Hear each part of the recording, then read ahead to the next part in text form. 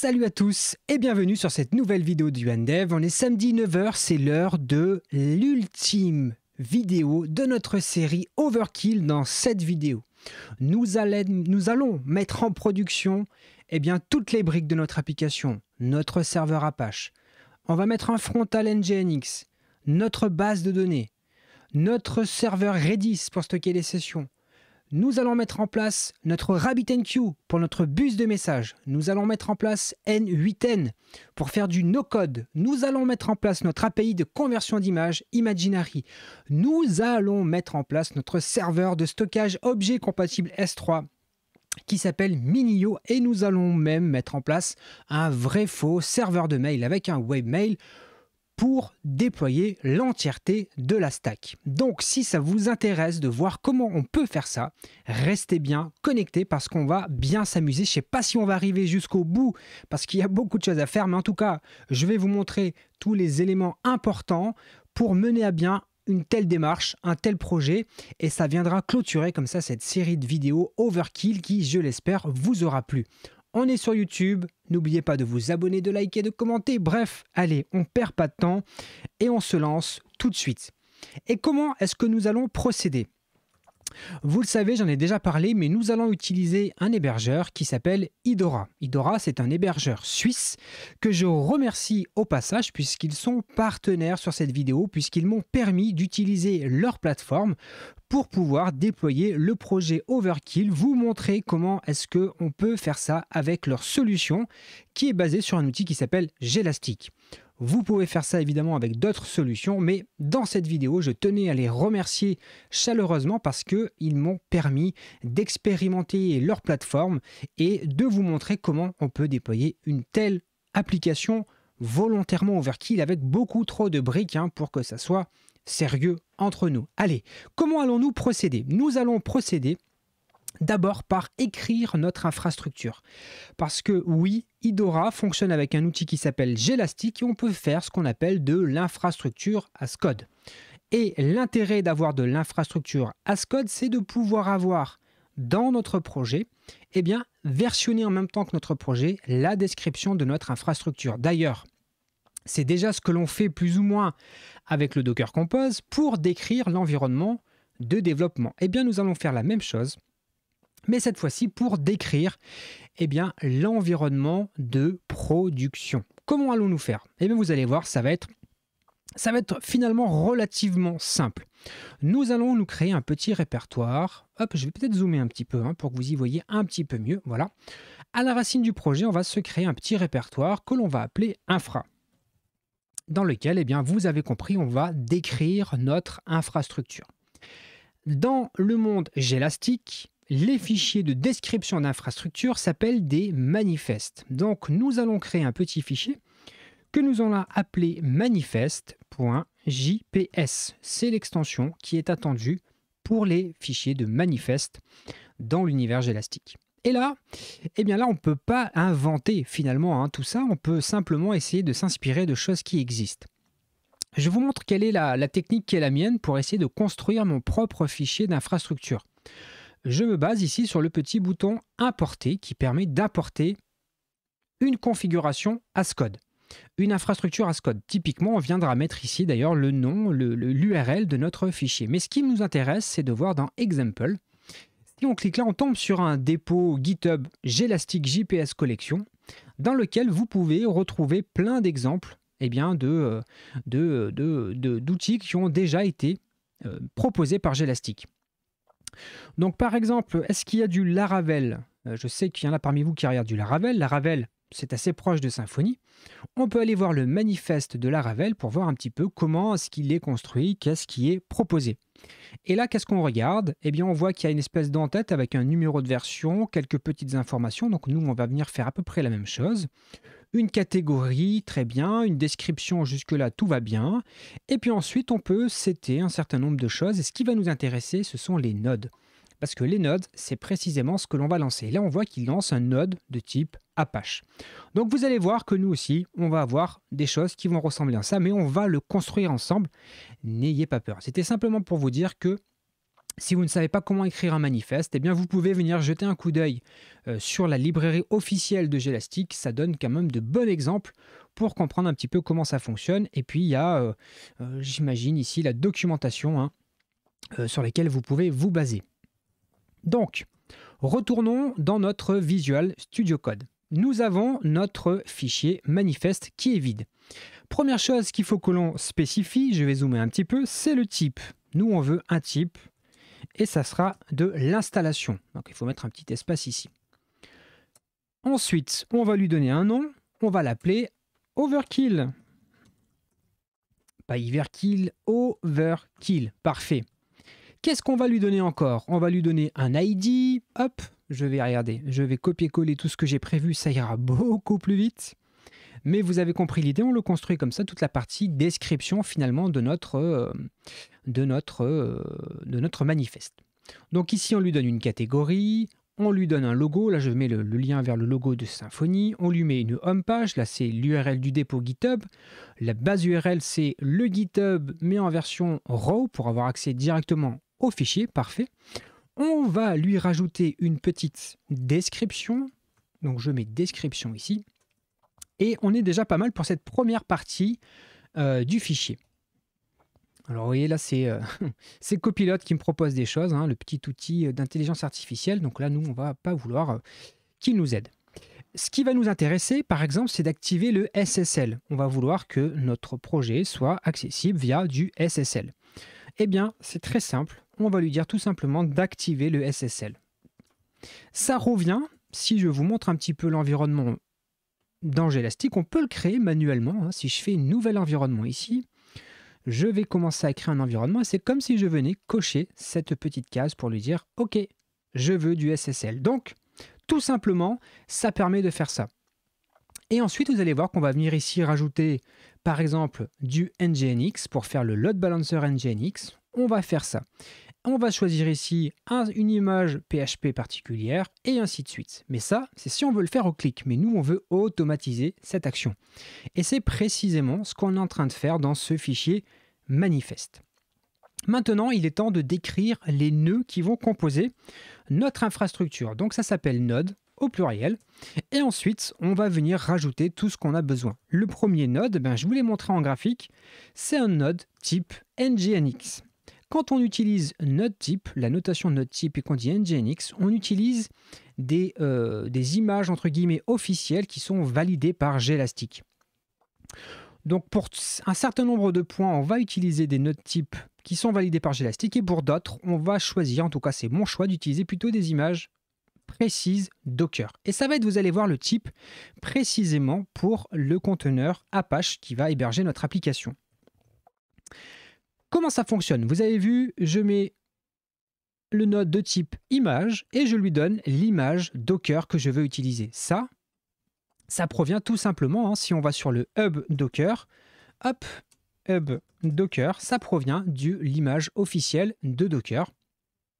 C'est précisément, hop, cette version-là, hop, il me suffit, je pense, de faire ça. Et donc, on a bien cette version-là, la 8.1.12-Apache, elle doit être ici. Donc on voit qu'elle a été publiée il y a 15 jours et que, en plus de ça, elle n'est pas concernée par Log4Shell. Bon, petit bonus supplémentaire, hein, sachez que sur le hub Docker, sur les images récentes, vous savez si vous êtes concerné ou pas par la faille Log4Shell, Log4j. Ok, c'est bien, on a notre load balancer, on a notre frontal web, mais ça ne suffit pas. Il faut qu'on rajoute une base de données. Et on peut d'ailleurs s'inspirer de notre Docker Compose. Hein. Rappelez-vous, la base de données dans notre Docker Compose, c'était une image PostgreSQL. Donc là, on ne va pas s'embêter. Pour le coup, on va utiliser officiellement l'image type de PostgreSQL fournie par Gelastic. Et ce dont je ne vous ai pas parlé depuis tout à l'heure, mais que vous devez vous poser la question, c'est cette histoire de count et de cloudlets. L'avantage avec la solution Gelastic, c'est qu'elle est élastique, c'est un petit peu presque dans le nom du produit. Et on peut lui dire, eh bien, tu peux par défaut, tu vas avoir un cloudlet qui tourne, mais tu vas pouvoir t'étendre jusqu'à 8 cloudlets. Alors pour comprendre ce qu'est les cloudlets, il faut que je crée un environnement ici en graphique, hein, pour que vous puissiez un petit peu comprendre.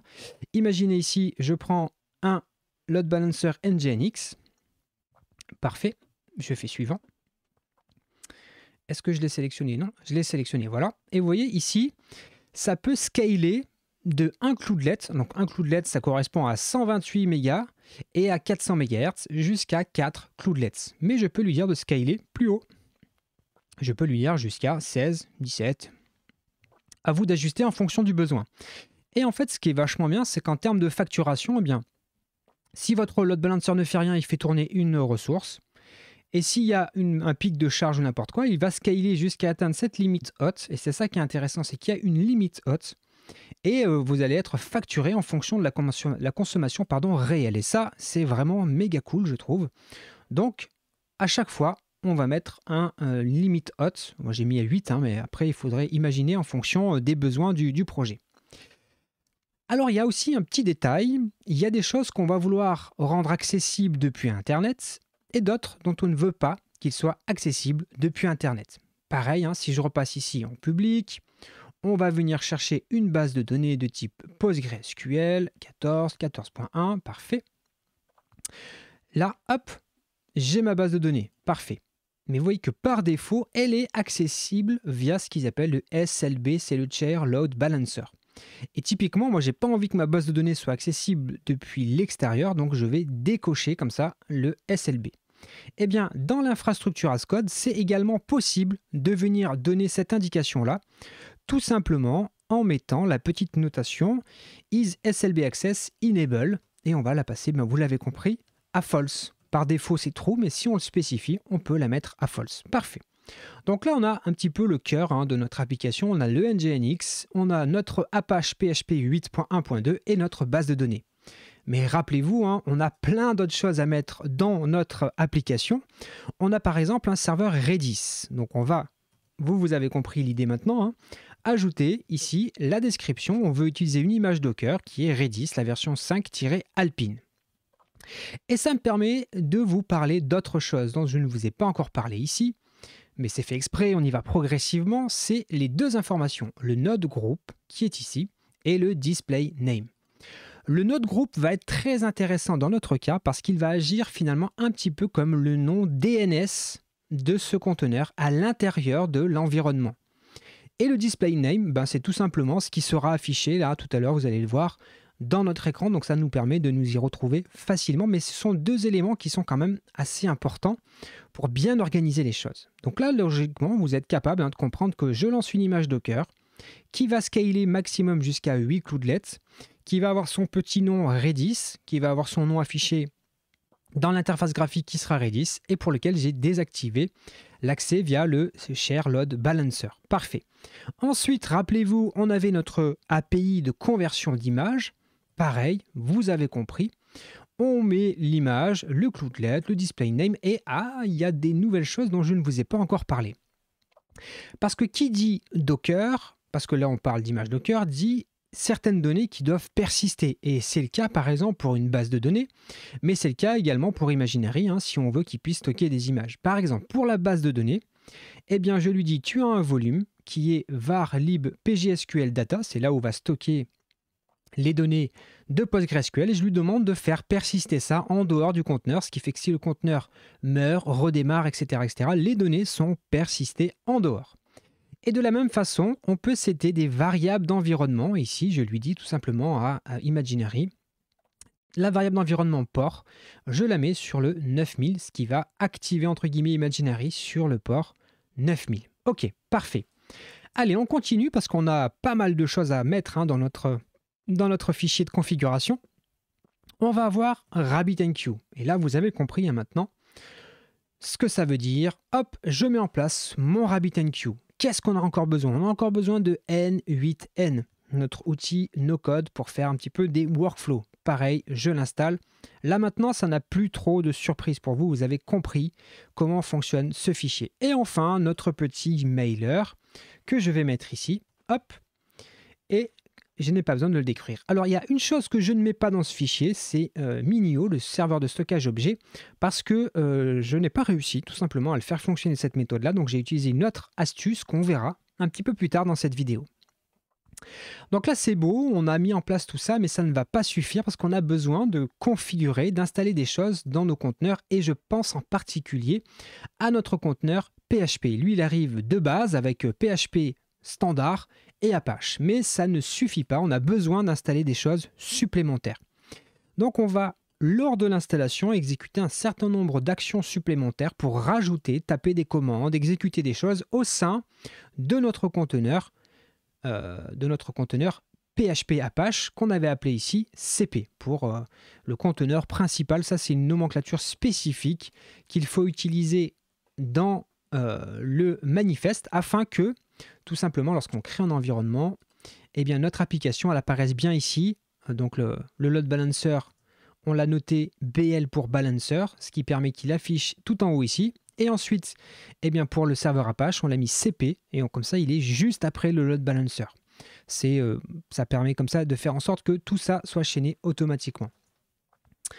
Donc, on veut appliquer des choses sur CP parce qu'on veut exécuter des tâches, pas simplement lancer le conteneur, on veut exécuter des choses à l'installation. Donc pour ça, on va utiliser une option qui s'appelle onInstall, qui porte bien son nom. Et dans notre cas, qu'est-ce qu'on va vouloir faire? On va vouloir installer Composer, on va vouloir installer la Symfony CLI, on va vouloir installer Git, on va vouloir paramétrer Apache pour lui expliquer eh bien, que comme c'est un projet Symfony, tu dois exposer le répertoire public. On doit lui dire qu'on veut NPM dans notre conteneur, même si ce n'est pas une bonne pratique. Dans notre cas, on ne va pas perdre de temps, on va le mettre ici, ça sera beaucoup plus pratique. Et enfin, on aura des petites choses pour paramétrer, ajouter des extensions PHP, notamment pour utiliser Redis, RabbitMQ, etc., etc., etc. Et ensuite, on va venir ajouter les actions. Par exemple, pour Composer, on vient d'écrire finalement en dessous l'action. On met le petit item action et on lui dit, bon, ben, je vais décrire l'action Composer. Je vais taper des commandes et dans un tableau, je vais lui passer les conteneurs dans lesquels je vais taper ces commandes. Et moi, je ne veux taper les commandes que dans mon conteneur PHP 8.1.2 Apache qui s'appelle ici notre groupe CP. Et donc là, qu'est-ce que je fais? J'installe Composer, ni plus ni moins. Ça, c'est la commande qui permet d'installer Composer en tant que root ici. Mais je pense même qu'on n'en a presque même pas besoin de mettre root comme ça. Ensuite, on veut installer la Symfony CLI.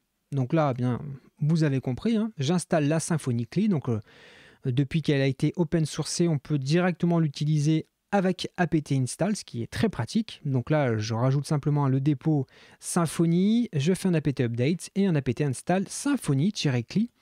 Avouez que c'est quand même très simple. Ensuite, on installe Git. Donc là aussi, on va utiliser apt, c'est très simple. Voilà, je fais une petite installation de Git. Et ensuite, eh bien, on va configurer Apache. Alors là, il y a un petit peu plus d'options, mais vous inquiétez pas, on va expliquer tout ça. Qu'est-ce que je fais? Je me rends dans le répertoire var www parce que c'est par défaut dans le conteneur officiel Apache PHP, c'est là que se trouve le répertoire où il y a les fichiers exposés par Apache. Dans ce répertoire 3W, je crée un répertoire public. Je me rentre dans ce répertoire public et j'y crée un fichier qui s'appelle index.php, que plus tard d'ailleurs nous allons supprimer. Ensuite, je me déplace dans etc apache 2 site-enable. C'est le répertoire qui va stocker les fichiers qui permettent de paramétrer Apache. Je vire le fichier qui est par défaut et je vais télécharger un autre fichier et je vais l'ouvrir pour que vous puissiez le voir. Ce fichier que je télécharge, c'est simplement une conf standard basique pour faire fonctionner un projet Symfony et je lui dis que tu dois exposer var www public puisqu'on est dans un projet Symfony. Et enfin, je fais redémarrer Apache. Ensuite, qu'est-ce qu'on a besoin? On a besoin d'installer NPM. Donc pour ça, on va installer Node.js et NPM grâce à apt install. On ne va pas s'embêter.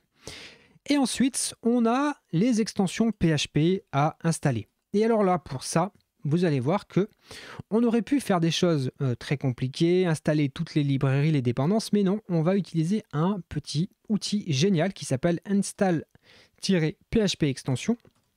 Je vais essayer de vous montrer ça dans un navigateur ici. Voilà, c'est ce petit projet-là, mlocati/docker-php extension-installer, et qui permet d'installer facilement des extensions PHP dans les images officielles PHP. Ça tombe bien, on est précisément dans ce cas-là. Et donc, il nous donne la mode d'emploi. D'abord, on va le télécharger. Ensuite, on l'installe. Et ensuite, eh bien, on n'a plus qu'à taper install PHP extension et le nom des extensions que l'on souhaite installer. Et alors, je ne sais plus si on a la liste des extensions quelque part, mais la liste, elle est vraiment très très longue. Voilà, vous avez toutes les extensions qui sont supportées par cette petite application qui est vraiment génialissime. Et donc là, vous avez vraiment tout ce qui est possible. Et donc, nous, on va l'utiliser évidemment. Donc, on retourne dans notre Visual Studio Code. Donc, on installe l'outil, on le déplace dans user local bin install PHP extension. Enfin, voilà, on télécharge ça. Ensuite, on le rend exécutable parce que c'est un exécutable. Et enfin, on l'utilise, install PHP extension. Et qu'est-ce qu'on installe? On a besoin de INTL, on a besoin de PGSQL, de PDO, de PGSQL, de Redis et de AMQP. Ça, c'est pour pouvoir parler, par exemple, avec RabbitMQ. Et on arrive quasiment à la fin. Il nous faut juste un petit message pour nous dire que on a bien réussi à utiliser notre fichier d'infrastructure. Parfait. Et là, vous avez vu, on a un très long fichier d'infrastructure qui fait 120 lignes, mais grâce à ça, on a décrit notre infrastructure. Et on va pouvoir la déployer quasiment en un clic. Alors, ce que j'ai fait, c'est qu'en parallèle, j'ai fait la même chose. J'ai préparé exactement le même fichier que j'ai déposé sur GitHub. Je vais aller sur mon GitHub ici, dans Repository, et j'ai où est-ce qu'il va être? Un Overkill qui est ici. Et je vais donc dans Infra, et j'ai le manifest.jps, exactement, exactement le même fichier qu'on a créé ensemble. Je vais récupérer son adresse en raw comme ça, là c'est un petit peu gros, voilà. Je vais copier cette URL. Copier, et je vais me rendre dans Idora, et là vous allez voir que la magie va opérer, parce que je vais faire importer. Je vais coller l'URL ici, et je vais faire importation. Là, il me demande tout un tas de choses, notamment le nom de l'environnement, le nom que je veux qu'il s'affiche, la région sur laquelle je souhaite le déployer, donc il y a 2 régions, VD ou Genève, et ensuite, hop, le propriétaire, là en l'occurrence c'est moi, et là je vais faire installer. Et là, je n'ai plus qu'à attendre et Gelastic va mettre en place l'environnement pour moi. D'ailleurs, si je viens ici, vous allez voir, alors là vous avez vu, c'est un petit peu les différentes choses, c'est l'historique, et on voit qu'il est en train, vous voyez, de créer les environnements. Là, il ajoute le nœud PHP 8, il ajoute le nœud Redis, il ajoute le nœud PostgreSQL, le nœud Imaginary, RabbitMQ, le mail catcher, N8N et NGINX. Donc là, ça peut prendre plus ou moins de temps, évidemment, parce qu'on lui demande quand même de faire pas mal de choses. Et vous allez voir qu'une fois qu'il a ajouté les nœuds, il va faire des opérations post-installation, il va exécuter les commandes qu'on lui a passées, etc., etc. Donc, on va le laisser un petit peu faire son petit bout de chemin comme ça. Et je vais devoir vous parler de Minio, notre serveur de stockage objet. Je ne peux pas le faire fonctionner comme ça parce que j'ai eu un message d'erreur, mais du coup, j'ai trouvé une autre petite astuce. On peut, chez Gelastic, créer un conteneur dans lequel on va exécuter un conteneur, un Docker, tout simplement. Donc, on va faire ça, on va faire du Docker in Docker. C'est pas ce qu'il y a de plus propre, c'est pas forcément ce qu'on utiliserait directement en production, mais tant pis, on va faire comme ça. Et pour ça, on va se créer ici dans Manifest un petit Docker Compose qui sera spécifique uniquement pour faire tourner Minio. Donc on va lui dire docker-compose.yml. Parfait. Et dans ce Docker Compose, on va simplement copier finalement la configuration de notre Docker Compose général de dev. Hop, je le copie. Et on va venir ici. Et on va lui coller et on va virer tout ce qui ne parle pas de Minio. On va garder que Minio. Et tout le reste, ça vire. Parfait, parfait. Là, on est bon. Ça vire. Et voilà. Comme ça, on va avoir juste un Docker Compose qui permet d'exécuter uniquement Minio. OK ? Et c'est ça qu'on va exécuter. Plus tard, vous allez le voir, on va lancer Minio comme ça. Allez, allons voir du côté de Gelastic où on en est. Vous avez vu, il est en train de continuer à faire son travail. Il est en train d'exécuter les post-installations. Donc, vous avez vu, l'avantage d'utiliser une infrastructure as code, c'est que ce qu'on a fait là est reproductible facilement à partir du fichier. Je suis capable, comme ça, de générer automatiquement l'installation d'un environnement complexe parce que l'environnement du projet Overkill contient quand même beaucoup de briques et donc c'est très intéressant de pouvoir avoir accès à un outil qui nous permet facilement de créer ça, hein. Ça, jamais de la vie sur un VPS tout seul, j'aurais eu envie d'installer tous les outils nécessaires. Ça aurait été vraiment trop de travail en fait finalement, hein, et jamais j'aurais pu faire une vidéo comme ça où vous montrer tout ça. Ça aurait pris bien trop de temps et c'est pas forcément l'objectif. Donc, je préviens aussi, hein, pour ceux qui font de l'Ops, j'ai pas pris toutes les précautions de changer les mots de passe, de changer les ports, de ceci, de cela. On est dans une vidéo pédagogique. Vous vous doutez bien que dans la vraie vie, on prendrait plus de précautions, on mettrait en place des sauvegardes. Tout ça n'est pas mis en place ici parce qu'on s'amuse. C'est le but du projet Overkill. N'oubliez pas, on est là pour s'amuser. D'ailleurs, j'espère que vous passez un bon moment. Si c'est le cas, ben, mettez un petit pouce à cette vidéo.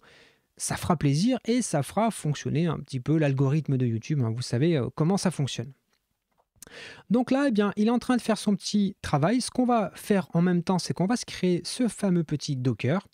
Donc on va faire créer un environnement. Alors là, on va le faire à la main, hein. On ne va pas s'embêter. Et on va lui dire ici, hop, on va chercher une image Docker. On va l'appeler Docker in Docker. Hop, on va chercher ça. Et on a le... ah, attendez, on va faire même mieux que ça. Regardez, on va aller dans le Marketplace. Comme ça, on a des choses qui nous sont déjà proposées par Gelastic et qui sont disponibles chez Idora. Donc, on va taper Docker. Vous allez voir que ça va être encore plus simple. Et on a le Docker Engine. Nous, c'est ce qu'on veut faire. On veut lancer un Docker Engine. Comme ça, on a plein d'options. On peut choisir la version de Docker. Nous, on veut utiliser juste un standalone engine, mais vous auriez pu, comme ça, lancer un cluster Swarm ou carrément déployer des conteneurs depuis un fichier compose.yml et même installer Portenaire, qui est un super outil pour gérer vos conteneurs Docker. C'est d'ailleurs la toute première vidéo que j'avais sortie sur cette chaîne. Mais bon, nous, on va laisser le truc de base, standalone, et on fait install. Comme ça, au moins, hop, ça va nous aussi, en même temps que le reste, hein, nous créer notre petit Docker Engine standalone dans lequel on va lancer notre Docker Compose. C'est pas le plus propre du monde, mais ça va marcher. On est pas mal. Allez, où est-ce qu'on en est un petit peu là dans nos différentes installations? Vous avez vu qu'il y a quand même beaucoup de choses qui sont en cours. L'installation de Overkill est toujours en cours, donc on va patienter gentiment. Il y a beaucoup de choses qui sont à faire. Je vais faire un petit coup de F5. Hop, je vais le faire dans un autre onglet au cas où ça vous affiche des choses auxquelles vous n'êtes pas censé avoir accès. Ah ben non, je vois qu'il est encore en train de travailler. Vous avez vu, hein, il est en train de taper les commandes. Regardez si on va voir d'ailleurs. On voit que là, il est en train de faire le apt install de Git. Ici, qu'est-ce qu'il fait? Ici, il a paramétré la configuration de Apache. Là, qu'est-ce qu'il est en train de faire? Là, il est en train d'installer Node.js et NPM. Donc, tout se passe pour le moment comme sur des roulettes, hein, j'ai envie de dire, tout simplement. Donc, bien, il faut patienter. Alors, ça peut paraître long, là, parce qu'on patiente, parce qu'on attend, mais imaginez si vous aviez dû installer tout ça à la main. Ça aurait été vraiment très long et très fastidieux. Là, c'est facile à maintenir. On a le fichier. On peut recréer l'environnement très facilement. Alors, ce qu'il va falloir que l'on prépare aussi, vous allez voir tout à l'heure, hein, quand on va déployer le projet, il va falloir qu'on modifie le fichier .env. Vous allez voir qu'on va devoir modifier des choses dans les firewalls pour ouvrir des ports, pour faire des choses un petit peu comme ça. Donc, on va découvrir tout ça ensemble. Je ne suis pas sûr qu'on aille jusqu'au fait que l'application soit 100% fonctionnelle à la fin, parce que sinon la vidéo va durer 3 heures. Hein. Une mise en production sur une application aussi complexe, même avec un outil comme Gelastic, eh bien, ça prend un petit peu de temps quand même, mais n'empêche que vous allez voir qu'à la fin, on aura quand même déjà déployé plein de briques qui ne resterait plus qu'à les connecter les unes avec les autres. Mais on va en faire une partie, vous inquiétez pas. Je ne vais pas vous laisser comme ça, là, au milieu de la route, avec quelque chose de pas fini. Parce que ça fait déjà trop de semaines qu'on est sur ce projet Overkill pour que je puisse vous laisser comme ça, là, sauvagement, sans qu'on ait avancé un peu plus. Donc... allez, on a déjà le Docker Engine, lui, c'est bon, il est dispo, ça c'est cool, ça a été rapide, hein, forcément c'est plus soft entre guillemets que notre environnement, que l'autre environnement qu'on déploie où il y a beaucoup plus de choses, donc on va en profiter, on va lancer Minio à l'intérieur ici, hein. Donc pour ça, hop, je vais aller copier l'URL du fichier Docker Compose, hein, qui est disponible dans le dépôt, on va faire un petit row ici, comme ça je vais copier l'adresse ici, ok. Et je vais, ah ben vous avez vu, ça y est, l'environnement Overkill, il est aussi disponible. Donc ça, c'est vraiment cool, regardez. On a ici tout l'environnement qui a été déployé. On a le load balancer, le frontal web, la base de données, le mail catcher, le RabbitMQ, le N8N, le Redis, le Imaginary. Et ici, le Docker Engine, on va le renommer d'ailleurs, ça sera Min.io. Voilà, parfait. Allez, on va se connecter dans Min.io. Hop, on va aller installer vite fait notre petit Min.io, hein, parce que là, on est juste dans un truc où il y a Docker, tout simplement. Regardez, si je tape Docker, voilà, on a bien les commandes de Docker. D'ailleurs, je ne vous ai pas montré, mais il suffit de cliquer ici sur Web SSH et vous avez accès directement en SSH à la console de votre conteneur. Donc ça, rien que ça, c'est vraiment super pratique. Donc là, on va aller télécharger, hop, le fichier dockercompose.yml. Parfait. Donc là, si je l'affiche logiquement, il est bien ici. Voilà, parfait. Hein. Donc je n'ai plus qu'à le lancer en faisant un docker compose, hop, up, -d. Tout simplement. Et c'est parti. Et là, vous allez voir, hein, qu'est-ce qu'il fait, il va télécharger l'image Docker de Min.io. Hein, parfait. Tout va bien. Et une fois qu'il l'aura téléchargé, il va l'exécuter. Mais ça, vous connaissez, hein, c'est comme dans l'environnement de développement. Maintenant, hop, si on regarde ici le conteneur, on lui dit de l'exposer sur le 9090 et sur le 9001. Et regardez, hein, si j'essaye d'y accéder, il ne se passe rien. Ou si j'essaye d'y accéder par, est-ce qu'il a une adresse IP? Par son adresse IP, hop, pareil, il ne se passe rien. Si je lui mets 2.9090, eh bien là, hop, j'ai accès à la console. Et ça, c'est trop bien. Et là, si je mets Access 1, 2, 3, 4, parce qu'on n'a pas modifié quoi que ce soit, alors vous inquiétez pas, pour les joueurs, tout sera éteint avant que la vidéo soit publiée. Donc n'essayez même pas, tout sera désactivé, les environnements supprimés. Donc vous pouvez noter les logins, les mots de passe, les URL, ça ne vous servira à rien. Et donc là, vous avez vu, hein, je peux me connecter, tout va bien. Donc on a bien déployé notre Min.io. D'ailleurs, pendant qu'on y est, rappelez-vous, hein, il fallait qu'on crée un bucket qui s'appelle fichier.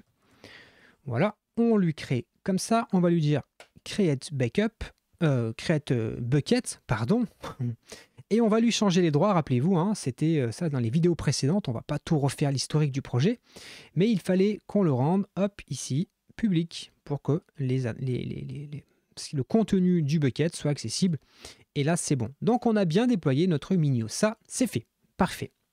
Maintenant, il est temps qu'on déploie notre projet à l'intérieur de notre conteneur Apache qui est ici. Donc, je vais aller...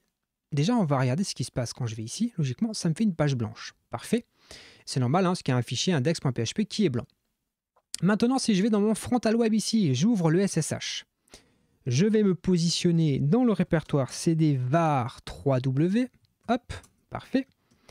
Et ici, il y a deux fichiers, le HTML et le public. On va les virer, on n'en a pas besoin. Donc, hop, HTML, on le vire, et public, hop, on le vire aussi. Parfait, il n'y a plus rien. Et c'est ici qu'on va cloner notre projet. Donc pour ça, hop, j'ai fermé GitHub, on va aller le chercher sur le GitHub. Hop, repository, overkill, hop, et on va faire un clone. Hop, ici, on prend l'adresse. C'est un projet qui est public, donc on peut faire git clone sans avoir besoin de prendre une clé SSH ou etc., etc. Et je lui dis, git clone, et où ça? À l'endroit où je me trouve. Et là, hop, c'est bon, il a bien fait le git clone. Et d'ailleurs, vous allez voir que si ici je fais un F5, j'ai un nouveau message d'erreur. C'est normal. Il faut que je fasse le composer install. Donc allons-y, on va faire le composer install, pas de problème, c'est parti. Composer a été installé lors de l'installation de notre environnement avec notre manifeste que l'on a créé ensemble. Donc là, voilà, hein, le composer est terminé, tout va bien. Regardez, si j'actualise ici, je vais avoir un nouveau message d'erreur, parfait. Et là, il me dit, j'ai un souci, je ne peux pas utiliser Redis, par exemple. Donc, on va s'occuper de ça, vous inquiétez pas. Mais on va en profiter aussi pour faire un npm install, parce que rappelez-vous qu'on avait utilisé un framework CSS qui était Pico CSS, et on l'avait installé avec npm. Donc là, on va faire un petit npm install. Et après, on va faire un npm run build pour builder nos assets. Tout est disponible, hein, vous avez vu, hein, tout est accessible directement là, comme ça, parce qu'on a tout scripté à l'avance et c'est vraiment trop pratique parce que bah, vous pouvez reproduire ça facilement. Et d'ailleurs, on aurait pu même scripter l'installation du projet à l'intérieur, hein, mais ça n'aurait pas été drôle parce que j'aurais eu plus grand chose à vous montrer. Donc, on va faire un npm run build désormais. Hein. Hop, build, c'est parti. Donc, on va builder nos petites assets. Et on va aussi en profiter, vous allez le voir, pour créer le fichier .env.local dans lequel on va mettre les différentes variables. Donc pour ça, je vais faire un simple .env vers un .env, je vais y arriver, .env.local. Là, je vais dupliquer le contenu de .env dans .env.local. Parfait. Et maintenant, regardez ce que je vais faire, c'est que je vais aller dans le front web ici, cliquer sur la petite clé à molette et je vais avoir accès directement au fichier. Et ça, c'est bien pratique. Et je peux directement éditer le .env.local ici en graphique, c'est très confortable. Pas de soucis à avoir, c'est très agréable. Et donc, lui, il nous dit quoi? Il nous dit qu'il n'a pas accès à Redis. Donc, on va lui paramétrer Redis dans le fichier .env.local. Alors, je crois que je m'étais préparé un modèle. Je vais aller le chercher de mon côté. Hop, le fichier .env.local. Et où est-ce qu'il se cache, le petit coquin? Le .env.local, il est là. Hop, je l'ouvre sur mon second écran. Et on va rajouter, donc on va commencer par rajouter Redis. On a deux choses à mettre, l'hot et le port. Donc on va venir mettre ça à la fin, ici. Hop, on rajoute le lot, Redis. Et pourquoi est-ce qu'on met Redis d'ailleurs? Tiens, parce qu'il faut imaginer qu'on est à l'intérieur d'un espèce de petit réseau qui réunit tous les conteneurs de Overkill. Et dans ce petit réseau, entre guillemets, eh bien, dans le manifeste Redis, on a dit qu'il s'appelait tout simplement Redis. Donc, il me suffit simplement de l'appeler par son petit nom. Donc là, logiquement, si je réactualise, ça devrait se passer un peu mieux. Alors pourquoi est-ce que ça se passe pas bien? Est-ce que ça a bien installé les extensions Redis? Peut-être pas. Est-ce que ça, je l'ai bien enregistré? Pas sûr. Alors attendez, est-ce qu'on peut pinguer Redis? Il faut faire un petit peu de diagnostic hein, de temps en temps. Est-ce que si je fais ping Redis, ça fonctionne ou est-ce que je me suis trompé dans mes noms? Non, on peut pinguer Redis, tout va bien. Donc peut-être simplement, j'ai pas tapé la bonne commande pour installer Redis. Est-ce qu'il a réussi à installer tout ça là? On va essayer de voir si ça a bien fonctionné. Parce que peut-être que ça n'a pas fonctionné. Hop, Redis, est-ce que c'est installé? Nous allons voir. C'est peut-être simplement Redis qui n'est pas installé. Ou alors peut-être que je n'ai pas redémarré le conteneur depuis qu'on a installé Redis. Oui, c'est ça. On n'a pas redémarré. On a oublié ici de mettre un petit reboot. Donc ça ne peut pas fonctionner. Bon, on va le laisser faire sa tambouille, non, je vais le killer, et on va redémarrer le conteneur front web pour qu'il prenne en compte les nouvelles extensions PHP. Donc là, c'est normal, hein, on se fait tège parce que je redémarre le conteneur. Jusque-là, tout va bien. On va le laisser redémarrer. Ici, lui, hop, il a redémarré. On se reconnecte ici. Et là, si je fais un coup de F5, logiquement, est-ce que ça va mieux? Non, ça va pas mieux. Alors attendez, qu'est-ce que j'ai oublié? J'ai dû oublier quelque chose. On va essayer de rafraîchir le cache aussi. Hop, var 3w. Donc on a accès à la Symfony console. Hein. On va lui dire cache, hop, clear. Et on va cacher, on va vider le cache. Est-ce que c'est ça? Pas sûr que ça soit ça. Eh ben non, il ne veut pas. Donc il y a quelque chose qui m'échappe. Qu'est-ce que j'ai oublié? Qu'est-ce que je n'ai pas fait que j'avais bien fait dans ma petite préparation, les amis? Alors, Redis, il est là, sur le port 6379. On va essayer de faire ça. Telnet Redis, pour voir si ça répond. Hein. 6379. Ouais, si ça marche, on est bien connecté. Donc Redis répond bien. Donc ça vient pas de ça. Vas-y, quitte-moi ça là. Exit.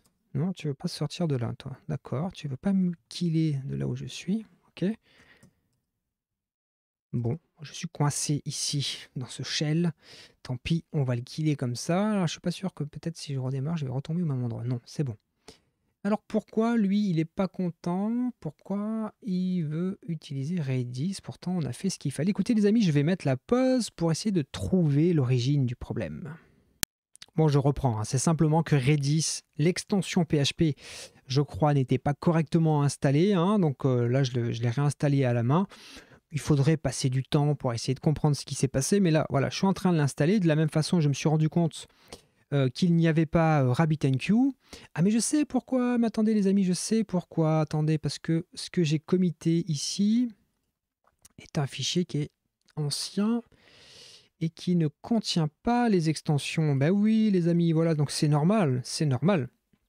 Parce que l'exemple qu'on a vu ensemble était plus complet que mon fichier commité sur le dépôt GitHub. Et donc, on n'avait pas Redis et on n'avait pas AMQP. Bon, c'est très bien, comme ça on a pu voir les petits soucis. Et là, si je réactualise, alors je ne suis pas sûr que ça fonctionne du premier coup. Je pense qu'il faut redémarrer le conteneur ici. Donc, on va le redémarrer, hein. C'est comme si on redémarrait Apache. Je vais mettre la pause le temps que ça reboote, hein, pour ne pas vous faire perdre votre temps. Et bien sûr, hein, une fois que c'est redémarré, quand on essaye, eh bien, ça fonctionne bien, tout va bien. Ça, c'est trop cool. Maintenant, allez, on essaye de continuer un petit peu. Rappelez-vous, on peut s'enregistrer. Donc, c'était sur l'adresse /register sur notre application. Donc, on va essayer, hein, de s'enregistrer. Donc là, je vais juste désactiver mon petit stockage de mot de passe parce que sinon, après, il nous embête à chaque fois. Donc, je vais me faire déconnecter. Voilà, parfait. Donc là, je vais mettre test@test.com et je vais mettre le mot de passe test 1, 2, 3, 4. Et je m'enregistre. Et là, vous allez voir que, eh ben oui, j'ai une erreur. C'est normal. On n'a pas seté les variables de la base de données. Donc, on va venir mettre ça ici. Vous avez vu ici, on a un database PostgreSQL, etc., etc. On va changer ça. On va mettre, eh bien, les vraies données. Parce que vous voyez, ici, il nous dit, j'arrive pas à me connecter sur 127 et c'est normal. Qu'est-ce qu'il faut qu'on mette? Eh bien, rappelez-vous, le nom de notre base de données, c'était SQLDB. C'était comme ça qu'on l'avait appelé dans notre fichier d'infrastructure as code. SQLDB ici. Donc, on va lui dire, eh bien, le port, c'est SQLDB ici. Hop, hop, SQLDB. Et le port, bah, c'est le port 3306, il me semble, que je dise pas de bêtises. Tac, tac, tac. Ou peut-être même le port est différent. Non, c'est pas 3306 sur PostgreSQL, je vous dis n'importe quoi. C'est le port 5432. Hop, voilà. Mais ça suffit pas, hein. Il va falloir qu'on change également ici le login et le mot de passe. Et en fait, lorsqu'on crée l'environnement, on reçoit un mail avec ces informations-là. Mais je vais vous montrer aussi comment les retrouver si jamais vous les perdez en cours de route. Si on ouvre ici l'édition de l'environnement en question, donc on a tous les conteneurs qui tournent, on se positionne ici sur PostgreSQL et si je vais dans variables ici, vous allez voir qu'on peut retrouver, eh bien, les informations, notamment le password. Et ça, c'est très pratique. Donc on va copier ce password et ça sera pour l'utilisateur root. Dans la vraie vie, il faudrait créer un autre user, etc., etc. Mais là, honnêtement, ça va très bien faire l'affaire. Donc là, je m'enregistre, parfait. Et là, si j'actualise, vous allez voir que le mot de passe, le message d'erreur, pardon, va changer. Il va me dire quoi que, eh bien, il a un problème d'authentification parce que c'est pas root. Je vous ai dit une bêtise, c'est webadmin. Webadmin. Moi, j'ai cru que j'étais dans MySQL. Et regardez là, si j'actualise, eh bien, il va bien arriver à se connecter, mais il va me dire que password d'authentification, webadmin. Est-ce que je me suis trompé dans un mot de passe? Webadmin. Le mot de passe, il est là. Attendez, je vais aller checker mes mails parce que peut-être que le mot de passe que je vous ai mis, c'est pas le bon, ce qui serait très étonnant. Mais bon, vous savez, hein, tout peut arriver. C'est webadmin. Bah non, en fait, ce que je vous ai dit là, pour le récupérer, ça ne fonctionne pas. Donc, il faut regarder vos mails. Je vous dis des bêtises.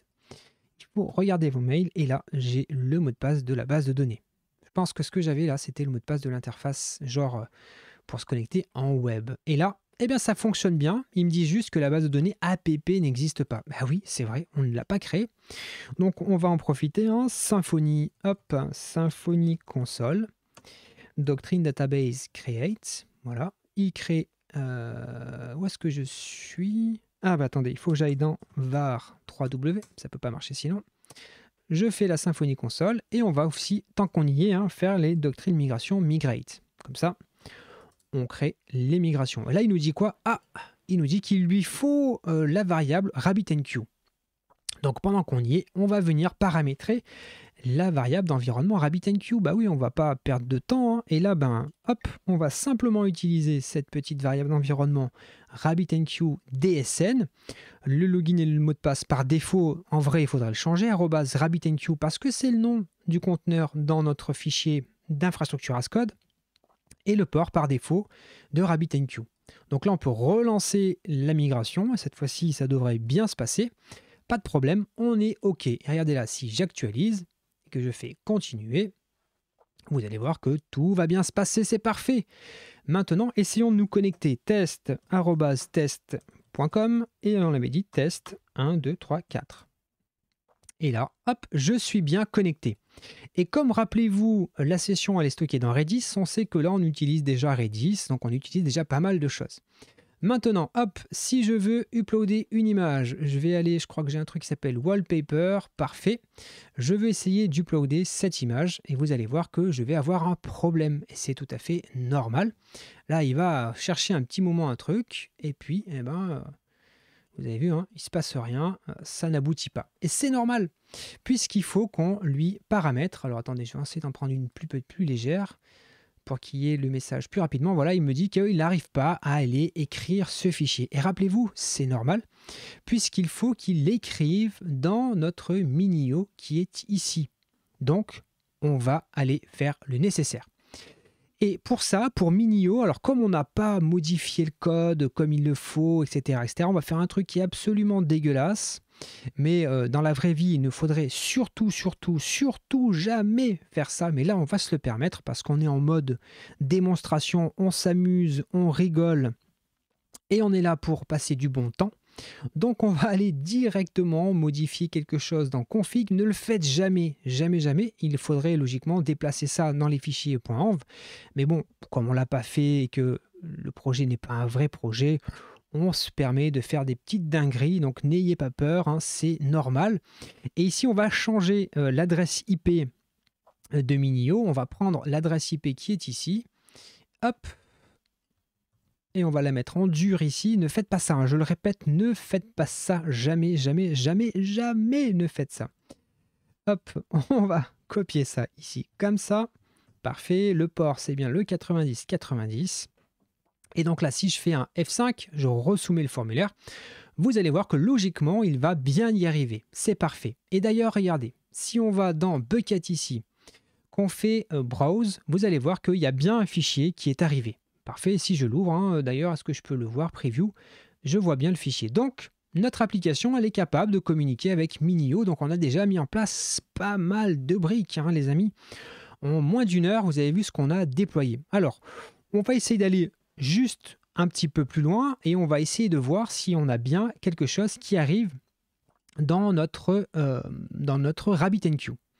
Donc ce qui serait cool, c'est de pouvoir consulter RabbitMQ. Ce que là pour le moment, vous avez vu, hein, on n'a pas accès à l'interface d'administration de RabbitMQ. C'est normal parce qu'on avait choisi de ne pas l'exposer publiquement. Mais là, spécifiquement pour le debug, on va l'ouvrir, on va accéder via le SLB. Hop, il suffit simplement d'activer ça. On va faire appliquer. Donc là, ça mouline quelques instants. Il faut attendre qu'il fasse les petites modifications qui vont bien. Mais une fois que c'est fini, vous allez voir qu'on va avoir accès directement à RabbitMQ. On va pouvoir se connecter et voir s'il y a quelque chose qui est arrivé dans la file d'attente. Donc là, ici, si je fais un coup de F5, vous avez vu que j'ai cette fois-ci accès à RabbitMQ. Donc là, je vais me connecter avec les logins mots de passe par défaut. On ne les a pas changés. Guest et guest. Et on voit qu'effectivement, dans la file d'attente, il y a bien un message qui est ici. Donc regardez, hein, si je vais chercher un autre fichier, par exemple, on va prendre celui-ci, parfait, ouvrir, je fais upload. Là, ça envoie le fichier sur Minio et ça émet un message dans RabbitMQ. Et là, vous allez voir, hein, voilà, hop, on voit qu'il y a une activité qui est ici. Et là, dans les secondes qui suivent, hop, on passe à 2 messages qui sont en attente d'être consommés dans la file d'attente RabbitMQ. Donc, ça fonctionne, notre projet fonctionne. Allez, la dernière chose, et puis après on s'arrêtera là parce que j'ai pas envie que la vidéo fasse plus d'1 heure et on va pas aller jusqu'au bout parce qu'après ça serait que de la redite et exactement ce qu'on a fait en local. Mais l'étape d'après, rappelez-vous, hein, c'est que là on sort du projet Symfony et c'est N8N qui prend le relais. Donc là, on va se connecter sur N8N. Donc il faudrait protéger l'accès. Hein. Pour le moment, c'est ouvert aux 80, mais vous imaginez dans un vrai cas, on protégerait l'accès, on mettrait un login mot de passe. Bref, vous avez compris l'idée. Donc là, on va mettre les options. Hop, on est là. On ne l'utilise pas pour le boulot, c'est pour la démonstration et on fait Continue et on est parti. Et rappelez-vous, hein, on pouvait mettre ici un RabbitMQ Trigger, parfait. Ici, c'était des credentials, mais ça on l'a déjà vu dans les vidéos précédentes, donc je ne vais pas nécessairement y passer beaucoup de temps. Donc là, il faut lui donner le nom, c'est RabbitMQ. Le port par défaut, le mot de passe c'était guest, le password c'était guest. Mais ça on l'a déjà vu ensemble hein, dans les vidéos précédentes, je vous invite à aller checker ça hein, si vous ne l'avez pas vu. Donc là on enregistre les petits paramètres, parfait. La file de message, ça s'appelle message au pluriel. Et on va lui dire que l'on veut récupérer, qu'on veut content, non pas content is binary, n'importe quoi. C'est pas ça que je voulais faire. Hop, oh, je peux pas le supprimer, si, voilà, add option, donc nous on veut le only content, parfait, et on veut le JSON parse body aussi. Et regardez là, si je fais execute node, eh bien vous allez voir que je récupère bien effectivement le fichier, enfin le nom du fichier, parfait, et le nom du user. Et ensuite, eh bien on pourrait continuer, on va pas le faire parce que sinon la vidéo va durer beaucoup trop longtemps, mais après il nous suffirait de faire tout ce qu'on a fait précédemment. Ça serait eh bien, d'aller faire notre requête HTTP ici, hop, qui serait déclenchée. On irait chercher notre API de conversion d'image et ainsi de suite. Mais je crois que vous avez compris l'idée, vous avez compris ce que l'on peut faire avec cette technologie Gelastic que moi je trouve vraiment méga pratique. On a ici tout sous la main pour piloter un petit peu notre infrastructure, notre projet. Là on voit qu'on a Minio, Overkill, on a la consommation en temps réel. On peut à tout moment regarder les statistiques, par exemple sur Minio, on pourrait, tiens, ça serait intéressant d'aller consulter les statistiques ici. Et on voit que, bon, mis à part au démarrage où il y a eu un petit peu d'activité, là, c'est calme plat, voilà, ça consomme un petit peu de mémoire, de RAM, hein, 150 MB de RAM, mais c'est très calme. De la même façon, on pourrait aller voir notre RabbitMQ ici. Est-ce qu'il a eu de l'activité? À part au démarrage, il ne s'est pas passé grand-chose, donc ben voilà. Vous avez vu comment on peut déployer. Alors, on ne va pas aller jusqu'au bout, hein, ça ne sert à rien. Le reste, on l'a déjà vu ensemble dans la série, mais vous avez compris l'idée, je crois, de ce que l'on peut faire avec Gelastic. Franchement, c'est une technologie que j'aime beaucoup, que j'utilise professionnellement. Avant d'avoir pu échanger avec les gens de chez Idora qui m'ont proposé d'utiliser leur plateforme pour ce projet-là, pour ce projet Overkill, pour vous montrer un petit peu les capacités, eh bien, moi, je suis déjà un utilisateur à titre professionnel de Idora et c'est un vrai plaisir, hein, Gelastic à utiliser. Vous avez vu, hein, vous n'avez pas besoin d'être des professionnels de l'infrastructure, même si faites-vous conseiller, faites-vous entourer par des gens dont c'est le métier, mais ça permet quand même aux développeurs de déployer des choses complexes de manière relativement simple, efficace, reproductible, etc., etc. Voilà, écoutez, on arrive à la fin de cette vidéo. Je tenais une nouvelle fois à remercier Idora parce que c'est grâce à leur partenariat, grâce à ce travail qu'on a fait ensemble que je peux vous montrer cette vidéo aujourd'hui. Ce n'est qu'une infime partie de ce qui est possible de faire avec Gelastic. Il y a plein d'autres possibilités, plein d'autres choses. Ici, vous n'avez vu que 0,1%. Il y a une API que vous pouvez explorer. C'est infini les possibilités qui vous sont offertes. Allez, dernière chose avant que je vous laisse, pour vous montrer que vraiment ça sert à rien d'aller essayer d'aller sur les URL, je vais stopper les environnements. Hop, voilà. Et je vais, après la vidéo, les supprimer. Comme ça, au moins, on n'en parle plus. Voilà, écoutez, j'espère que cette vidéo vous a plu, que ça vous a donné peut-être une nouvelle vision sur comment déployer des applications avec plein de briques. Peut-être que ça change de si vous avez l'habitude d'utiliser des hébergements mutualisés où vous avez très peu de marge de manœuvre, qui font très bien le travail, mais sur lesquels vous avez peu de possibilités. Ça change également de vous prenez votre petit VPS et vous le configurez complètement à la main. C'est pour autant, je trouve, plus accessible que Kubernetes. Il y a beaucoup moins de choses à mettre en place. Je trouve moi personnellement l'interface très intéressante et je trouve la façon de décrire les manifestes à la sauce Gélastic plutôt intuitive et simple à prendre en main. Une fois qu'on a compris euh, la syntaxe, eh bien ça se passe relativement simplement.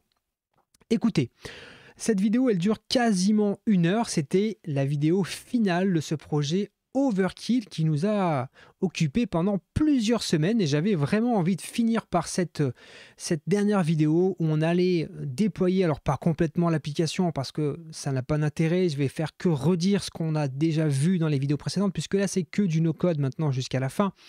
Donc, même si j'aime bien le no-code, je préfère le code, hein, les amis. Donc, écoutez, j'espère que ça vous a plu. Je serais très curieux de voir vos réactions dans les commentaires. N'hésitez pas à me dire ce que vous en pensez. Je suis vraiment très curieux d'aller lire vos commentaires. J'espère que ça vous a plu. Alors, je vous donne rendez-vous la semaine prochaine pour... Eh bien, je ne sais pas encore quelle thématique nous allons voir ensemble. On va pas se lancer tout de suite dans une nouvelle série parce que les séries comme ça qui durent plusieurs semaines, ça prend beaucoup de temps à préparer et je ne peux pas tout le temps faire ça, mais ça a été un vrai plaisir de vous proposer cette série.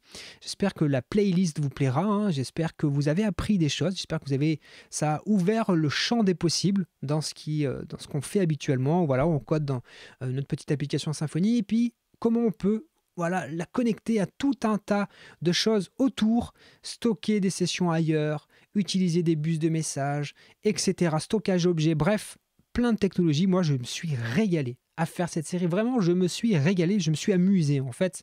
Des fois, des gens me disent, mais ton métier, ça va, tu le vis bien, ça t'intéresse et tout. Je fais écouter, mon métier, c'est quelque chose que j'aime, j'aime développer, c'est vraiment une passion. Mais on ne peut pas faire ce genre de bêtises professionnellement, tester plein de trucs comme ça, parce que il faut justifier chacun des choix. Pourquoi utiliser Redis, pourquoi utiliser ceci, pourquoi, etc., etc. Là, on a pu y aller open bar, sans trop se poser de questions, et c'était cool à faire. Allez, j'ai beaucoup trop parlé. Je vous souhaite à toutes et à tous un excellent week-end. Profitez bien des vôtres, soyez eh bien, bienveillants les uns avec les autres, c'est très important. Merci encore pour votre soutien, merci infiniment pour votre soutien. Merci Idora pour eh bien, avoir permis cette vidéo. Et moi, je vous dis à très bientôt. Ciao.